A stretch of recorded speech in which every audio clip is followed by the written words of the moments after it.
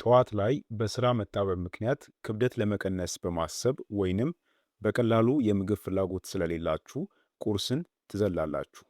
ይህ በእናንተ ላይ ብቻ የሚከሰት አይደለም። በየቀኑ በሚሊዮን የሚቆጠሩ ሰዎች በባዶ ሆዳቸው ከአንድ ሲኒ ቡና ውጪ ምንም ሳይቀምሱ ከቤት ይወጣሉ። አንዳንዶች ደግሞ ቁርስ መተው ለጤና ጠቃሚ ነው ብለው ያምናሉ። ነገር ግን ይህ የዕለት ተዕለት ልማዳችሁ ወዲያውኑ ባታስተውሉትም እንኳን ሰውነታችሁን በጸጥታ እየጎዳው ቢሆንስ? እውነታው ግን ቁርስ ብዙ ሰዎች ከሚያስቡት በላይ በጣም አስፈላጊ መሆኑ ነው። ለሰባት ወይንም ለስምንት ሰዓታት ያክል ከተገቢው እንቅልፍ በኋላ ሰውነታችሁ ሲነቃ አነስተኛ ኃይልና ዝቅተኛ የደም ስኳር ይኖረዋል። እንዲሁም ዋና ዋና የሰውነት ተግባራትን እንደገና ለማስጀመር ንጥረ ነገሮችን ይፈልጋል።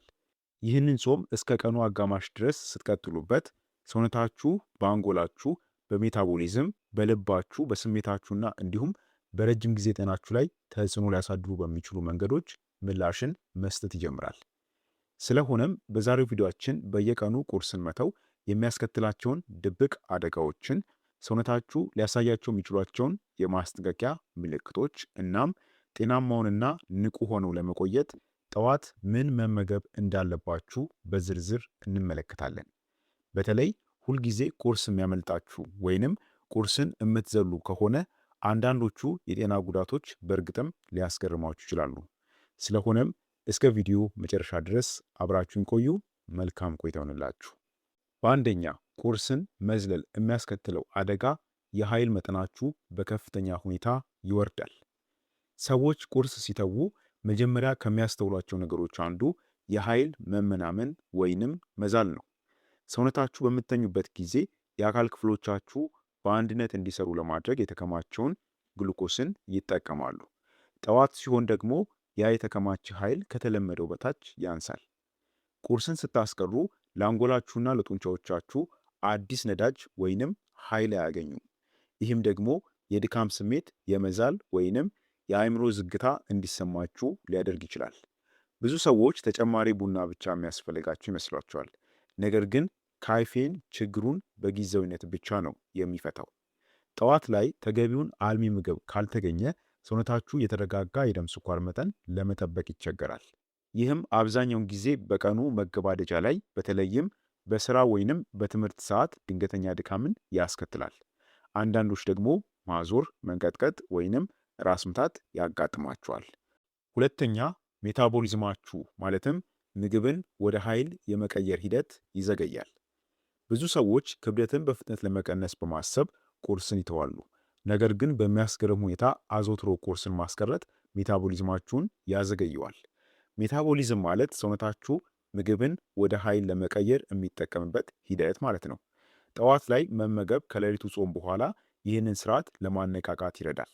መመገብን በጣም በምታዘገዩበት ጊዜ ወይንም በምታስቀሩበት ጊዜ ሰውነታችሁ ካሎሪዎችን በብቃት ከማቃጠል ይልቅ ኃይልን ለመቆጠብ ወደሚሞክርበት የጥበቃ ሁኔታ የሚገባ ይሆናል። ይህ በጊዜ ሂደት የክብደት ቁጥጥርን የበለጠ ከባድ ያደርገዋል። አንዳንድ ጥናቶች እንደሚያመለክቱት አዘውትረው ቁርስ የሚተዉ ሰዎች በቀኑ መገባደጃ ላይ በተለይም ከፍተኛ ስኳርና ስብ ያላቸውን ጤናማ ያልሆኑ ምግቦችን በብዛት የመመገብ ከፍተኛ ልማድ አላቸው። ሰውነታችሁ በምሳ ሰዓት በጣም ስለሚረበው የምግብ መጠናችሁን ለመቆጣጠር አስቸጋሪ ያደርገዋል። ቁርስን መተው ክብደትን ለመቀነስ ከመርዳት ይልቅ የምግብ ፍላጎትን ሊጨምርና ጤናማ ያልሆኑ ምግቦችንም እንድትመገቡ ሊያደርጋችሁ ይችላል። በሶስተኛ፣ የሚያስከትለው አደጋ የደም ስኳር መጠናችሁ አይረጋጋም። ቁርስን መተው የደም ስኳር ቁጥጥርን ይጎዳል። ሳትመገቡ ረጅም ሰዓታት ስታሳልፉ የደም ስኳር መጠን በጣም ይቀንሳል። ይህም ለብስጭት፣ ለድካምና እንዲሁም ለትኩረት ማጣት ይዳርጋል። በኋላ ላይ በመጨረሻ ትልቅ ማለትም ከባድ ምግብን በምትመገቡበት ጊዜ የደም ስኳር መጠን ድንገት በጣም ከፍተኛ ይሆናል። ይህ የላይና የታች መዋዠቅ በጊዜ ሂደት በሰውነታችሁ ላይ ጫናን የሚፈጥር ይሆናል ማለት ነው። ቀድሞውኑ ለስኳር በሽታ ተጋላጭ ለሆኑ ሰዎች ይህ ልማድ የበለጠ አደገኛ ነው። ምርምሮች እንደሚያመለክቱት አዘውትረው ቁርስን መተው የኢንሱሊን መቋቋምን ይጨምራል። ይህ ማለት ሰውነታችሁ የደም ስኳርን በአግባቡ ለመቆጣጠር ይቸገራል ማለት ነው። ስለዚህ ቁርስን አዘውትራችሁ የምትተዉ ከሆነ የደም ስኳር መጠናችሁ የሚዋዥቅ ይሆናል ማለት ነው። 4ኛ ቁርስን መተው የሚያስከትለው አደጋ አእምሯችሁ በተሟላ ብቃት መስራት አይችልም። አእምሯችሁ በአግባቡ ለመስራት የማያቋርጥ የግሉኮስ አቅርቦት ይፈልጋል። ይህ ማለት ኃይል ያስፈልገዋል ማለት ነው። አንጎል በየቀኑ ከሰውነታችሁ አጠቃላይ ኃይል ውስጥ ከፍተኛውን መጠን የሚጠቀመው እሱ ነው። ያለ ቁርስ ብዙ ሰዎች ትኩረት የማድረግ ችግር፣ የማስታወስ ችግርን፣ የሐሳብ መዘግየትን እናም ውሳኔ ላይ የመወሰን አቅም መዘግየትን ያስተውላሉ። ተማሪዎች ውጤታማ በሆነ መንገድ ለመማር ሊቸገሩ ይችላሉ። አዋቂዎች ደግሞ በስራ ቦታ ትኩረት ማድረግ የበለጠ ከባድ ሊሆንባቸው ይችላል። አንዳንድ ሰዎች ቁርስ ሲተዉ የበለጠ ተበሳጭ ወይም ደግሞ ስሜታዊ ይሆናሉ። በረሃብ ምክንያት የሚመጣ የረሃብና የቁጣ ጥምረት እውነተኛ ስሜት ነው። ይህ ማለት አንድ ሰው ሲርበው ቁጡ ቁጡ የሚሆነው በዚህም ምክንያት ነው ማለት ነው። ዝቅተኛ የደም ስኳር መጠን ስሜትን የሚቆጣጠሩ ሆርሞኖችን እናም የአንጎል ኬሚካሎችን ይጎዳል። ይህም ሰዎች ውጥረትን፣ ትዕግስት ማጣትን ወይንም ጭንቀት እንዲሰማቸው ያደርጋል ማለት ነው። ስለዚህ በአእምሯችሁ የመስራት አቅም ላይም ከፍተኛ ጫናን ያሳድራል ማለት ነው። 5ኛ የልብ ህመም ተጋላጭነትን ይጨምራል። ቁርስን መተው ከሚያስከትላቸው በጣም አስደንጋጭ አደጋዎች አንዱ ከልብ ጤና ጋር ሊኖረው የሚችለው ግንኙነት ነው። አንዳንድ ጥናቶች እንደሚያሳዩት አዘውትረው ቁርስን የሚዘሉ ሰዎች ለከፍተኛ የደም ግፊት፣ ለከፍተኛ ኮሌስትሮል፣ ለከፍተኛ ውፍረትና ለልብ ህመም የመጋለጥ ዕድላቸው ከፍተኛ ይሆናል። ሰውነት ለረጅም ጊዜ በጾም ሁኔታ ውስጥ በሚቆይበት ጊዜ እንደ ኮርቲሶል ያሉ የጭንቀት ሆርሞኖች ይጨምራሉ። በጊዜ ሂደትም የኮርቲሶል መጠን መጨመር ለአካል ብግነት ማለትም ለኢንፍላሜሽን፣ ለከፍተኛ የደም ግፊትና ለጤናማ ያልሆነ የሜታቦሊዝም ለውጦች አስተዋጽኦ ያደርጋል ማለት ነው። በተጨማሪም ቁርስ የሚተዉ ሰዎች በቀኑ መገባደጃ ላይ ጤናማ ያልሆኑ የምግብ ምርጫዎችን የማድረግ ዝንባሌ ይኖራቸዋል። አብዛኛውን ጊዜ የተቀነባበሩ ምግቦችን ወይንም ጣፋጭ ምግቦችን በብዛት ይመገባሉ። 6ኛ አደጋው በቀኑ መገባደጃ ላይ ከመጠን በላይ ምግብን እንድትመገቡ ያደርጋቸዋል።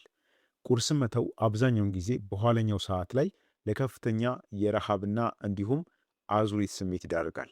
በምሳ ወይንም በምሽት ሰዓት ብዙ ሰዎች በጣም ከመራባቸው የተነሳ ምግቡን በፍጥነት ይበላሉ። እንዲሁም ከተለመደው በላይ ከፍተኛ ካሎሪም ይወስዳሉ። ይሄ ደግሞ ከመጠን በላይ ለመመገብ፣ ለጤናማ ያልሆኑ ምግቦች ከፍተኛ ፍላጎት መኖር እናም ከስሜት መቃወስ ጋር ለተያያዘ አመጋገብ ያጋልጣል። የደም ስኳር መጠን ለረጅም ጊዜ ሲቀንስ አንጎል ፈጣን የኃይል ምንጮችን በተለይም ጣፋጭ ምግቦችን፣ ፈጣን ምግቦችን እናም የተቀነባበሩ ምግቦችን መፈለግ ይጀምራል። ለዚህ ነው ቁርስ የሚተዉ ሰዎች በቀኑ መገባደጃ ላይ እንደ ቺፕስ፣ ከረሜላ፣ ለስላሳ መጠጦችና ጣፋጭ ምግቦችን በብዛት የሚፈልጉት። ጤናማ ቁርስ መመገብ የምግብ ፍላጎትን ለመቆጣጠርና ቀኑን ሙሉም የሚፈጠርን ጤናማ ያልሆነ የምግብ ፍላጎትና አምሮትን ለመቀነስ ይረዳል ማለት ነው። 7ኛ በምግብ መፈጨት ጤና ላይ ከፍተኛ ተጽዕኖን ያሳድራል። የምግብ መፈጨት ስርዓታችሁም ቢሆን መደበኛ በሆነ የአመጋገብ ዘይቤ ይጠቀማል። ቁርስን ማስቀረት የምግብ መፈጨት ሂደትን ያስተጓጉላል፣ እንዲሁም ለሆድ ህመምና ምቾት ማጣትም ምክንያት ይሆናል። አዘውትረው ምግቦችን የሚያስቀሩ ሰዎች የጨጓራ አሲድ መመለስ፣ የሆድ መነፋት፣ የማቅለሽለሽ ስሜት ወይንም የሆድ ድርቀት ያጋጥማቸው። በባዶ ሆድ ላይ ቡና መጠጣት ደግሞ የጨጓራ አሲድ ምርትን በመጨመር ችግሩን ይበልጥ ያባብሰዋል ማለት ነው። በፋይበር የበለጸጉ ጤናማ ቁርስን መመገብ ጤናማ የምግብ መፈጨትና መደበኛም የሆድ ዕቃ እንቅስቃሴን ለመደገፍ ይረዳል። ስለዚህ እንግዲህ እንደ አጠቃላይ እነዚህ የተመለከትናቸው 7 አደገኛ ክስተቶች ቁርስን መተው ወይም ደግሞ መዝለል በተደጋጋሚ ማለት ነው ቁርስን የምትተዉ ከሆነ በሰውነታችሁ ላይ ሊፈጠሩ የሚችሉ አደጋዎች ናቸው ማለት ነው።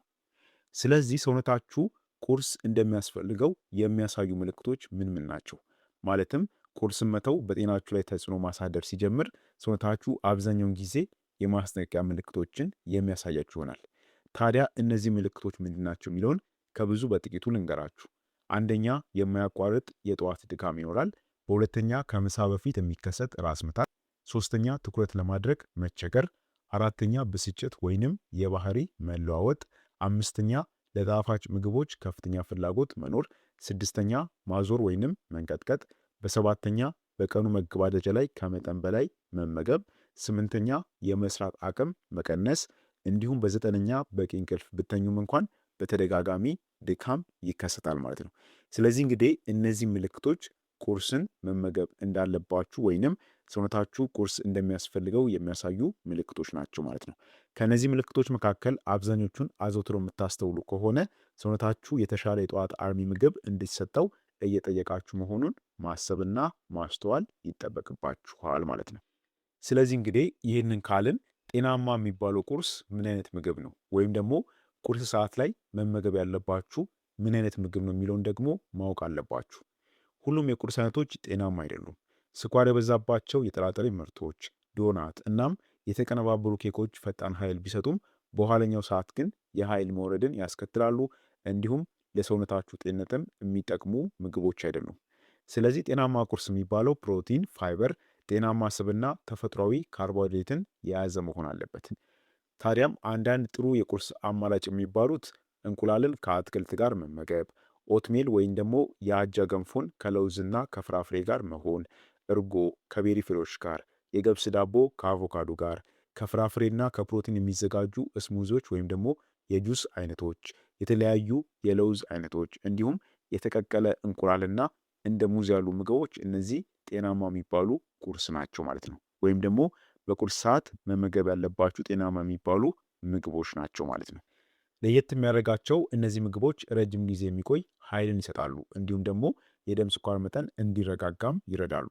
እነዚህን ጤናማ ምግቦች መመገብ ቀርቶ አነስተኛ መጠን ያለው ጤናማ ቁርስ መመገብ እንኳን ቁርስን ሙሉ በሙሉ ከመተው በእጅጉ የተሻለ ነው። ስለዚህ ቁርስ ላይ የምትመገቧቸው ምግቦች እነዚህ ቢሆኑ የሚመረጡ ይሆናል ማለት ነው። ስለሆነም ቪዲዮን አላርዝምባችሁ። በአጭሩ ቁርስን መተው ምንም ጉዳት የሌለው ቢመስልም በየቀኑ ማድረግ ግን በኃይላችሁ፣ በሜታቦሊዝማችሁ፣ በስሜታችሁ፣ በደም ስኳራችሁ፣ በምግብ መፈጨት ስርዓታችሁ፣ በልባችሁም ጤና ላይ ጭምር በጣም ጸጥተኛ የሆነ ተጽዕኖ ያሳድራል። ሰውነታችሁ ከረጅም የሌሊት ጾም በኋላ ኃይል ያስፈልገዋል። ጠዋት ላይ ትክክለኛውን አልሚ ምግብ መስጠት ትኩረትን ያሻሽላል፣ ኃይላችሁን ያረጋጋል፣ የምግብ ፍላጎታችሁን ይቀንሳል፣ እንዲሁም የረጅም ጊዜ ጤናንም የሚሰጣችሁ ይሆናል ማለት ነው። በእርግጥ የእያንዳንዱ ሰው ሰውነት የተለያየ ነው። አንዳንዶች በሕክምና ክትትል ስር የተዋቀሩ የጾም እቅዶችን ማለትም ኢንተርሚተንት ፋስቲንግን ይከተላሉ። ነገር ግን ለአብዛኞቹ ሰዎች ደግሞ ያለ ተገቢ አልሚ ምግብ አዘውትሮ ቁርስን ማስቀረት ከጥቅሙ ይልቅ ጉዳቱ የሚያመዝን። ክብደት ሊቀንስ ብላችሁ ቁርስን በተደጋጋሚ እንዳታስቀሩ። እዚህ ላይ ጥንቃቄ ማድረግ ያስፈልጋል። አንዳንድ ጊዜ ትናንሽ የሚባሉ የዕለት ተዕለት ልማዶች ትልቁን የረጅም ጊዜ ጤናችንን የሚጎዱ ይሆናል። ስለዚህ ይህንን ማስተዋልና መገንዘብ ያስፈልጋል ማለት ነው። በመሆኑም ነገ ጠዋት በባዶ ሆድ ከቤት ከመውጣታችሁ በፊት ይህንን ልታስተውሉ ይገባል። የመጀመሪያው የዕለት ምግባችሁ ከምታስቡት በላይ በጣም አስፈላጊ እንደሆነ ሁልጊዜም ማወቅ አለባችሁ። ቪዲዮ ጠቃሚ ሆኖ ካገኛችሁት ላይክ፣ እንዲሁም ደግሞ ለሌሎችም እንዲደርስ ሼር ማድረጋችሁን አትርሱ። ለዛሬ በዚያ በቃው። በቀጣይ በሌላ አስተማሪ በሆነ የጤና ትምህርት የምንገናኝ ይሆናል። እስከዛው በጤና ቆዩልኝ። ቸር ሰንብቱ።